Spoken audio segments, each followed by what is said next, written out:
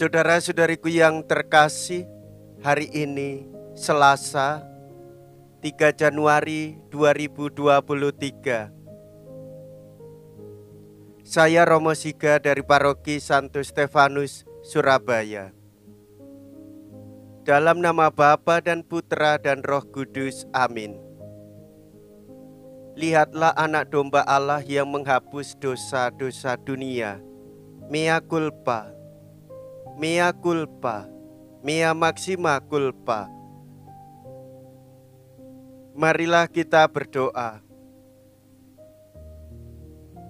Allah Bapa yang Maha Baik, Putramu yang tunggal telah tampak sebagai manusia dan kami mengakuinya sebagai seorang di antara kami.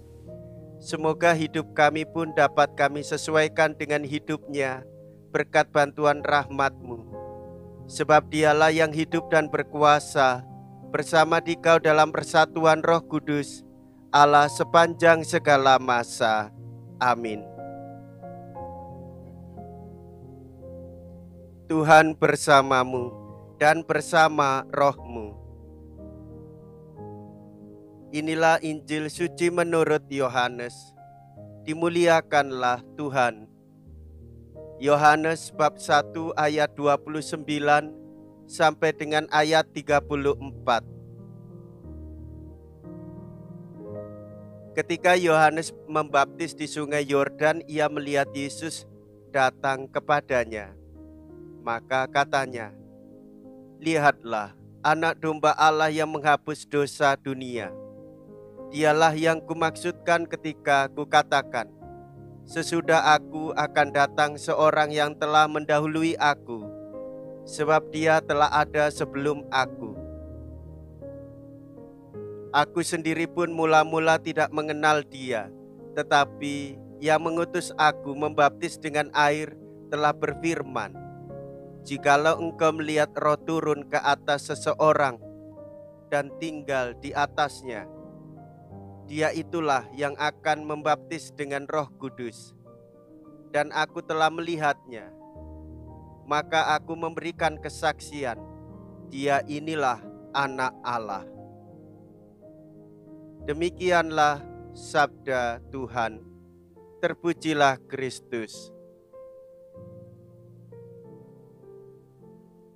Saudara-saudariku yang terkasih, selamat Natal 2022 dan selamat Tahun Baru 2023. Semoga kita semua keluarga-keluarga mengalami kasih karunia Tuhan dan mengalami kesejahteraan hidup bersama.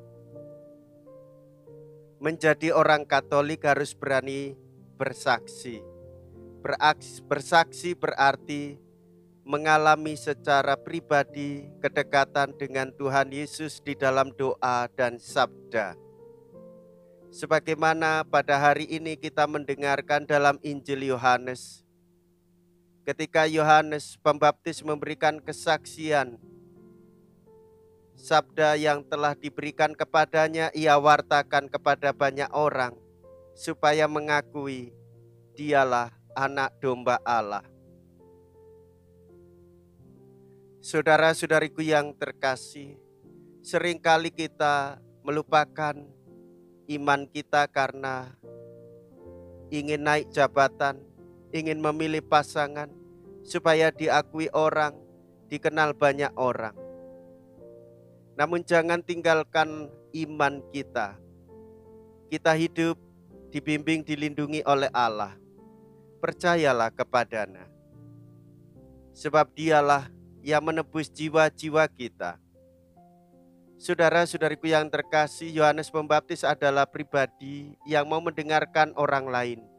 Ketika bertemu dengan Yesus, ia tahu inilah Putra Allah. Bertahun-tahun kemudian, Rasul Yohanes akan memberikan kesaksian, kita ini anak-anak Allah. Dua pewahyuan yang ampuh ini kita terima dengan penuh rasa syukur dalam perayaan Ekaristi, dalam ibadat sabda. Kita memberikan kesaksian dengan gembira penuh sukacita, agar semakin banyak orang yang mau mendengarkan Tuhan dan mengakui Yesus sebagai Putra Allah. Oleh sebab itu, saudara-saudari, jangan pernah jatuh dalam godaan popularitas seperti yang saya katakan, supaya dikenal banyak orang, supaya karir kita naik dengan cara menolak iman kita. Tetaplah berpegang teguh pada iman kita. Yesus yang memberi hidup, Yesus yang memberi kasih, Yesus yang memberikan perlindungan dan kenyamanan bagi hidup beriman kita. Dialah yang menumbuhkan kedewasaan iman di dalam diri kita semua. Marilah kita berdoa. Allah Bapa yang Maha Murah Hati, Engkau membimbing umat-Mu dengan berbagai bantuan agar kami memperoleh rahmat dari kemurahan hati-Mu untuk hidup sekarang dan di masa mendatang. Semoga dengan bantuan harta duniawi kami lebih merindukan harta surgawi. Dengan pengantaraan Kristus Tuhan kami. Amin. Tuhan beserta kita, sekarang dan selama-lamanya. Semoga Allah yang Maha Kuasa memberkati saudara sekalian, Bapa dan Putra dan Roh Kudus. Amin. Saudara-saudariku yang terkasih, pergilah, ibadat sabda sudah selesai. Syukur kepada Allah.